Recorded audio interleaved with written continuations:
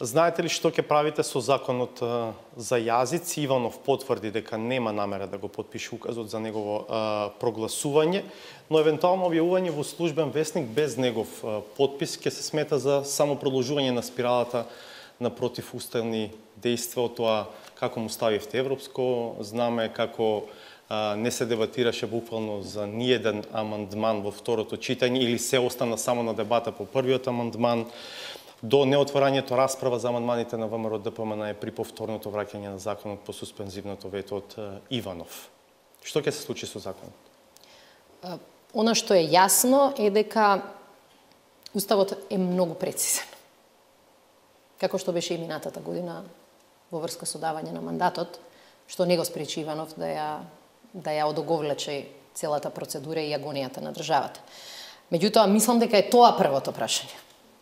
Како лесно се доведуваме во ситуација државата да мора да бара решенија од невозможни и неуставни ситуации. Ама чекайте се да не заборавиме.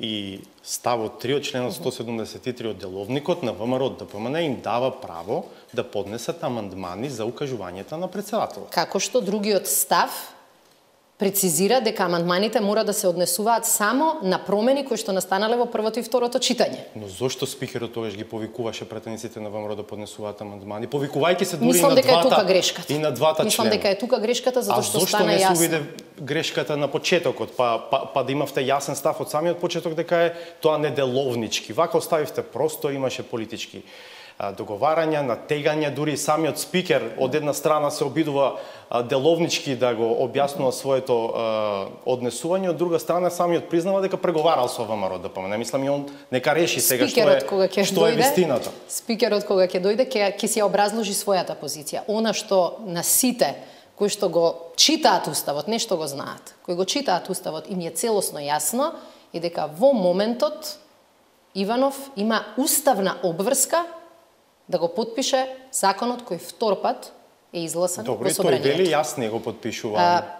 Една од судиките во Европскиот суд од Македонија, господја Лазарова, многу јасно, која не може да биде обвинета дека има преференции идеолошки кон владата на Република Македонија, вели претседателот мора да го почитува Уставот и да го подпише законот. Клучната дилема е зошто Иванов, кој тврди дека законот не го подпишува затоа што бил во спротивно со Устав, зошто тој не е првиот кој ќе го подпише, ќе го оспори на Уставен суд или ќе го прати во Венецијанска комисија, како што владата кажа дека ќе го оди. Оваа ситуација смета за побезбедна. Без негов указ нема закон. Знаете како, ако кршењето на Уставот е најбезбедна опција на претседател на држава, тогаш ние имаме сериозен проблем. Не со Уставот, туку со претседателот. И ова не е можда прв пат да кажам такво нешто. Пазете, претседателот вели совеста му налагала да не го подпише. Значи, совеста му налагала да го прекрши Уставот.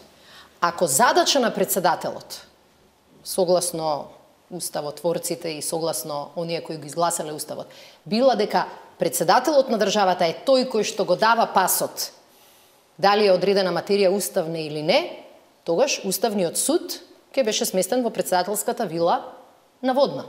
Добро. Но замислете каков, значи проблемот сега е дека создаваме преседан кој за секој закон може да значи дека законот не го носи собранието, туку го носи делот од извршната власт. Ама само констатираме каква ситуација имаме. Што ќе се случува со законот за јазици? Тоа е главното прашање сега. Ако не констатираме каква ситуација имаме на вистински начин, ќе погрешиме и во потезите понатаму.